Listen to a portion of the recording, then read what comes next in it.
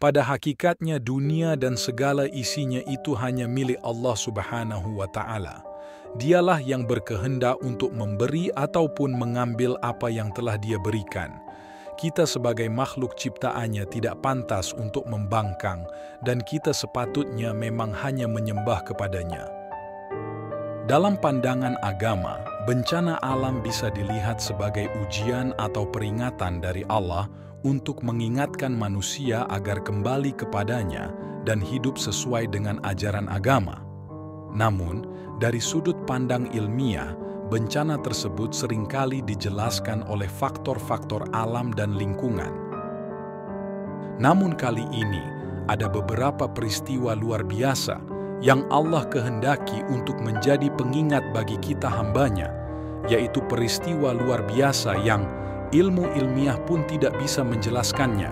Namun ini nyata terjadi karena keesa Allah Subhanahu wa Ta'ala.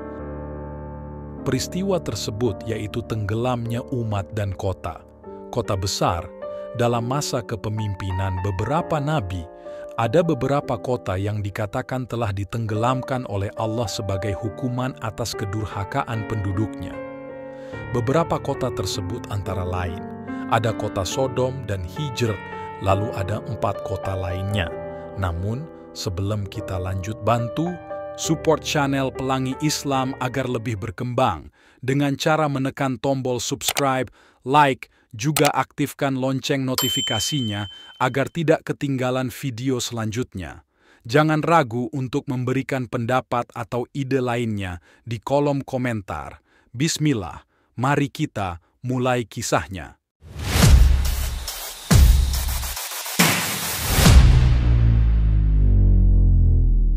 Assalamualaikum warahmatullahi wabarakatuh. Apakah Anda pernah mendengar tentang kota-kota yang ditenggelamkan oleh Allah sebagai bentuk hukuman atas kedurhakaan penduduknya? Kisah-kisah ini tidak hanya menjadi bagian dari sejarah keagamaan, tetapi juga memberikan kita pelajaran penting tentang ketaatan dan keimanan. Dari banjir yang melanda seluruh dunia hingga hujan api yang menghancurkan kota, kisah-kisah ini bukan hanya legenda. Mereka adalah peringatan bagi kita semua. Siapakah mereka dan apa yang bisa kita pelajari dari nasib tragis mereka? 1. Kisah kaum Nabi Nuh. Nabi Nuh diutus oleh Allah kepada kaumnya untuk mengajak mereka menyembah Allah dan meninggalkan penyembahan berhala. Nabi Nuh berdakwah kepada kaumnya selama 950 tahun, tetapi hanya sedikit yang mau menerima ajarannya. Sebagian besar kaumnya menolak dan mengejeknya. Mereka bahkan menuduh Nabi Nuh sebagai orang gila.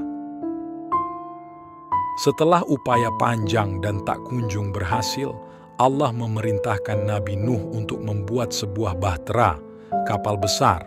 Nabi Nuh pun mulai membangun bahtera tersebut di atas perintah Allah, meskipun kaumnya terus mengejeknya karena membangun kapal di daratan. Ketika bahtera selesai, Allah memerintahkan Nabi Nuh untuk membawa ke dalamnya pasangan dari setiap jenis makhluk hidup serta para pengikutnya yang beriman. Kemudian, banjir besar datang, menghancurkan segala sesuatu dan menenggelamkan orang-orang yang tidak beriman. Dalam Al-Quran Surah Hud, ayat 25-48, diceritakan kisah Nabi Nuh ini yang artinya, dan sesungguhnya kami telah mengutus Nuh kepada kaumnya.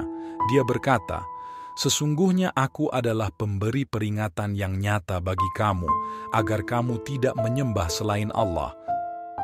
Sesungguhnya aku khawatir kamu akan ditimpa azab pada hari yang sangat menyedihkan. Maka tatkala perintah kami datang dan dapur telah memancarkan air, kami berfirman, muatkanlah ke dalam bahtera itu dari masing-masing binatang sepasang, jantan dan betina, dan keluargamu, kecuali orang yang telah terdahulu ketetapan terhadapnya. Dan muatkan pula orang-orang yang beriman, dan tidak ada orang yang beriman bersama dengan Nuh itu kecuali sedikit. Dan Nuh berkata, naiklah kamu sekalian ke dalamnya, dengan menyebut nama Allah di waktu berlayar dan berlabuhnya. Sesungguhnya Tuhanku Maha Pengampun lagi Maha Penyayang. Dan bahtera itu berlayar membawa mereka dalam gelombang laksana gunung, dan Nuh memanggil anaknya, sedang anak itu berada di tempat yang jauh terpencil. Hai anakku, naiklah ke kapal bersama kami, dan janganlah kamu berada bersama orang-orang yang kafir. Nuh berkata, Ya Tuhanku, sesungguhnya anakku termasuk keluargaku, dan sesungguhnya janji Engkau itulah yang benar. Dan Engkau adalah hakim yang seadil-adilnya. Difirmankan, Hai Nuh, turunlah dengan selamat sejahtera dan penuh keberkatan dari kami kepadamu dan kepada umat-umat yang beriman dari orang-orang yang bersamamu. Dan ada pula umat-umat yang akan kami beri kesenangan hidup sebentar. Kemudian mereka akan ditimpa azab yang pedih dari kami. Quran Surat Hud ayat 25-48. Dalam surat itu dikatakan juga bahwa anak Nabi Nuh berkhianat karena menyembah berhala dan Allah sertakan pula hukuman padanya. Kemudian dalam surat Nuh ayat 1-28 yang artinya, sesungguhnya kami telah mengutus Nuh kepada kaumnya dengan perintah, berilah kaummu peringatan sebelum datang kepadanya azab yang pedih. Nuh berkata, Ya Tuhanku, sesungguhnya aku telah menyeru kaumku malam dan siang, maka seruanku itu hanyalah menambah mereka lari dari kebenaran. Nuh berkata, Ya Tuhanku, janganlah Engkau biarkan seorang pun di antara orang-orang kafir itu tinggal di atas bumi. Kisah Nabi Nuh dan kaumnya mengajarkan kita tentang kesabaran, ketaatan, dan pentingnya beriman kepada Allah serta mengikuti petunjuknya. Dan pelajaran penting lainnya yaitu ternyata iman tidak dapat diwarisi, sekalipun dari ayah yang beriman. Semoga anak kita semua ada dalam lindungan Allah selalu. 2. Kisah kaum Ad dan Nabi Hud. Kaum Ad adalah salah satu kaum kuno yang disebutkan dalam Al-Quran. Mereka tinggal di daerah yang dikenal sebagai Al-Ahqaf, di sekitar wilayah Hadramaut, Yaman.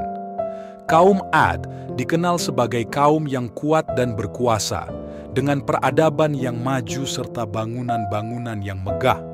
Namun, mereka juga terkenal karena kedurhakaan mereka. Nabi Hud diutus oleh Allah untuk mengajak kaum Ad menyembah Allah dan meninggalkan penyembahan berhala. Nabi Hud menyeru kaumnya untuk bertakwa kepada Allah, mengingatkan mereka akan nikmat yang telah diberikan oleh Allah, dan memperingatkan mereka akan azab yang akan datang jika mereka tetap dalam kesesatan. Namun, kaum Ad menolak ajaran Nabi Hud. Mereka menyombongkan diri dengan kekuatan fisik dan kekayaan yang mereka miliki. Mereka menganggap peringatan Nabi Hud sebagai kebohongan dan bahkan menantang datangnya azab yang diancamkan. Allah pun mengirimkan berbagai tanda dan peringatan kepada kaum Ad, namun mereka tetap tidak mau beriman. Akhirnya, Allah menurunkan azab yang dahsyat berupa angin topan yang sangat kuat. Angin tersebut bertiup selama 7 malam dan 8 hari berturut-turut, menghancurkan segala sesuatu di hadapannya, dan membinasakan kaum Ad secara keseluruhan. Dalam surah Al-A'raf ayat 65-72, Al-Quran yang menceritakan kisah kaum Ad yang artinya, dan kami telah mengutus kepada kaum Ad saudara mereka, Hud. Ia berkata, Hai kaumku, sembahlah Allah, sekali-kali tidak ada bagimu Tuhan selainnya. Maka mengapa kamu tidak bertakwa kepadanya?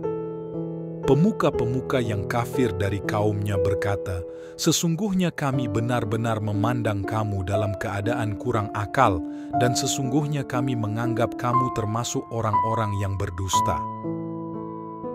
Ia berkata, Hai kaumku, tidak ada padaku kekurangan akal sedikit pun, tetapi aku ini adalah utusan dari Tuhan semesta alam.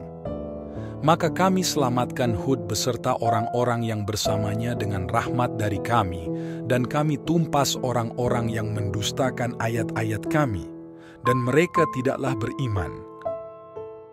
Lalu dalam surat Al-Haqqah yang artinya, adapun kaum Ad, maka mereka telah dibinasakan dengan angin yang sangat dingin lagi amat kencang, yang Allah menimpakan angin itu kepada mereka selama 7 malam dan 8 hari terus-menerus.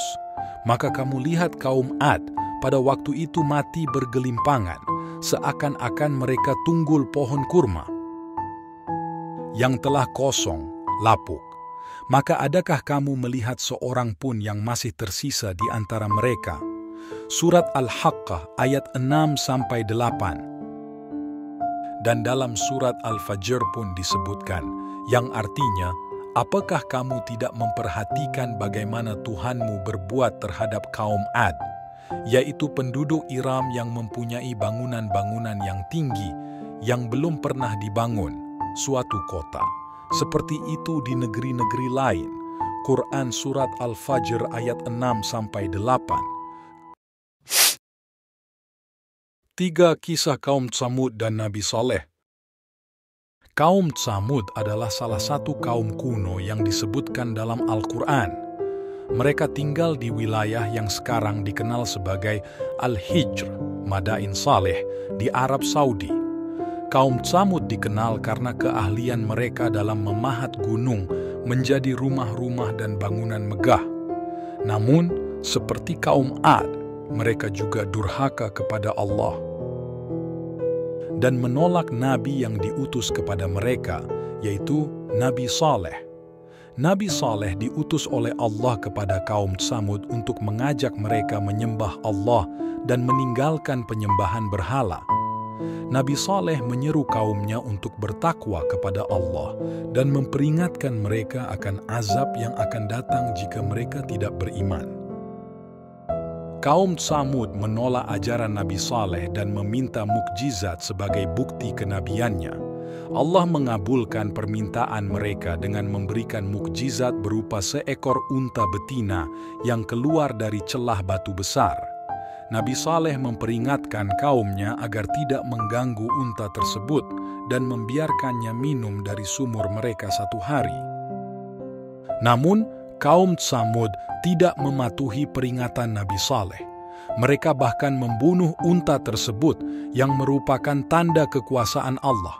Setelah pembunuhan unta itu, Nabi Saleh memperingatkan kaumnya bahwa azab Allah akan datang dalam 3 hari. Kaum Tsamud tetap tidak beriman dan mengejek peringatan tersebut. Pada hari ketiga Allah menurunkan azabnya berupa suara keras, petir, yang mengguncang mereka dan gempa bumi yang menghancurkan tempat tinggal mereka. Seluruh kaum Tsamud binasa kecuali Nabi Saleh dan pengikutnya yang beriman.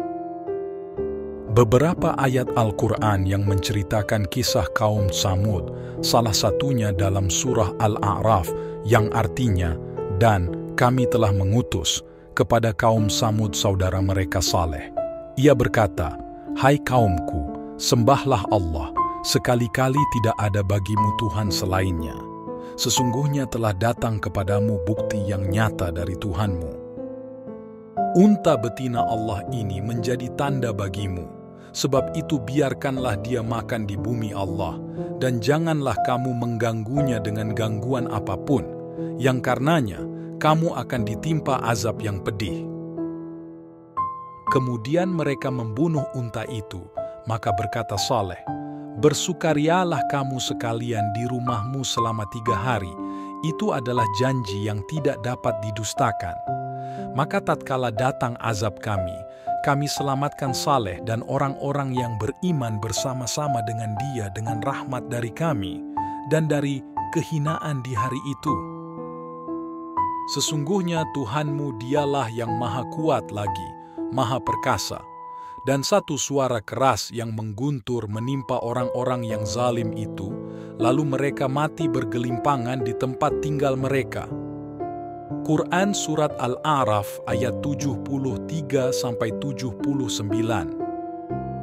Lalu dalam surah Hud dijelaskan pula perlakuan mereka, yang artinya, dan kepada kaum Tsamud kami utus saudara mereka, Saleh. Saleh berkata, "Hai kaumku, sembahlah Allah, sekali-kali tidak ada bagimu Tuhan selain Dia.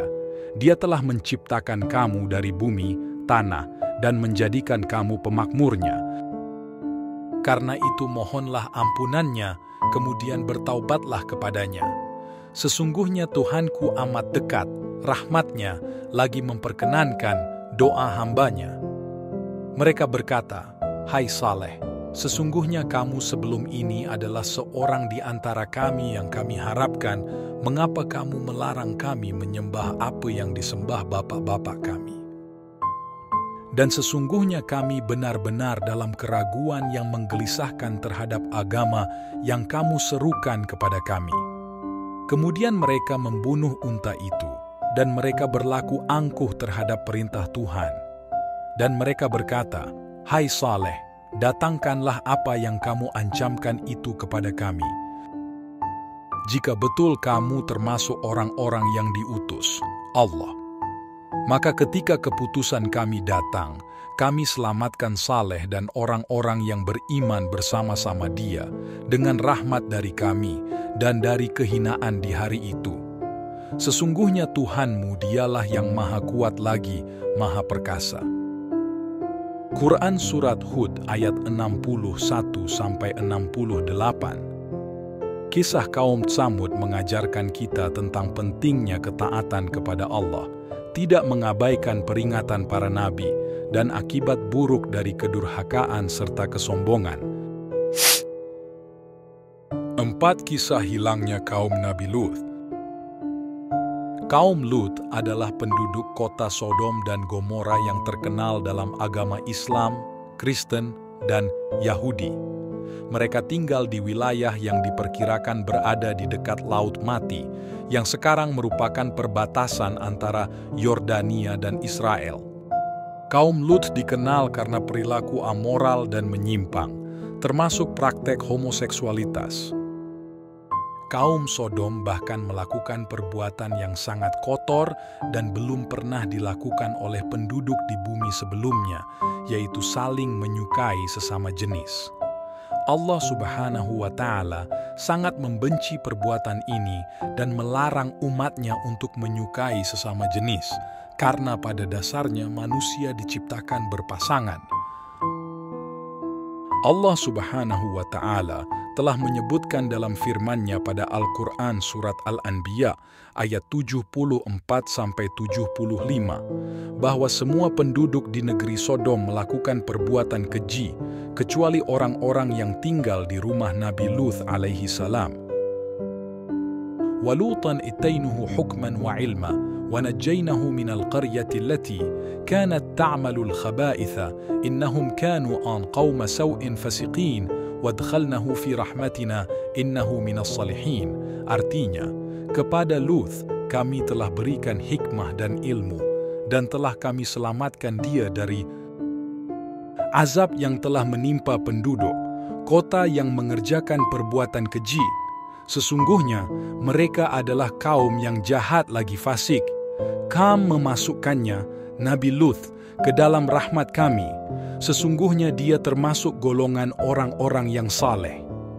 Quran Surat Al-Anbiya ayat 74-75. Banyak pendatang di kota Sodom yang seringkali menjadi korban perbuatan buruk mereka.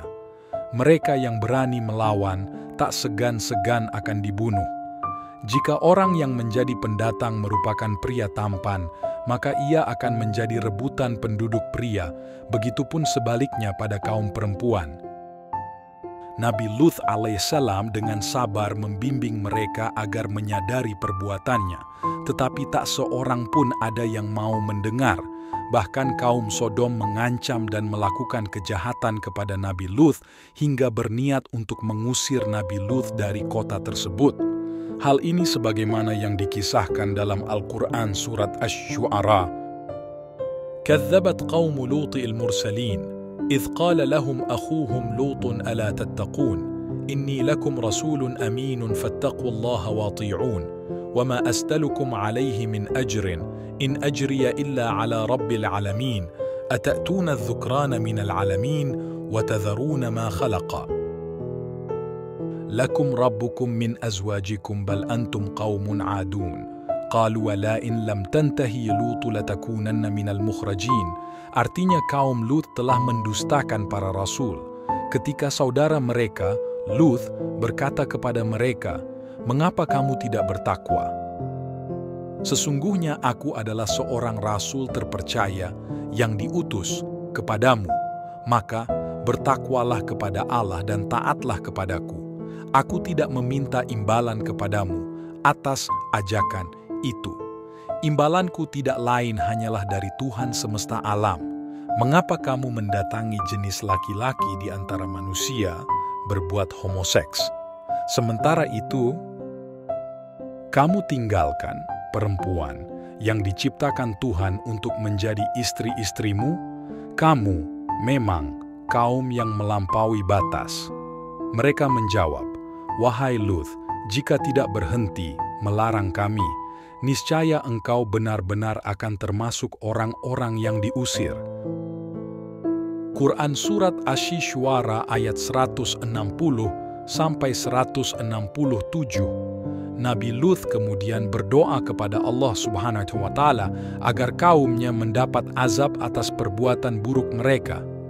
Akhirnya, Allah Subhanahu wa Ta'ala mengirimkan malaikat sebagai tamu yang menyamar dalam bentuk para pemuda tampan.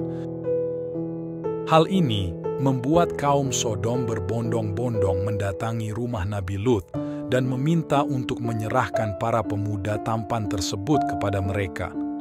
Kemudian para malaikat itu pun mengungkapkan siapa mereka sebenarnya dan mengabarkan bahwa Allah Subhanahu wa Ta'ala akan segera menurunkan azab di waktu subuh.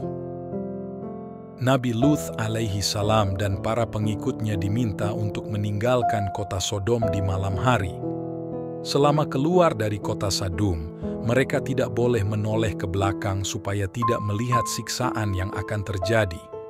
Namun sayangnya istri Nabi Lut tidak mematuhi perintah tersebut.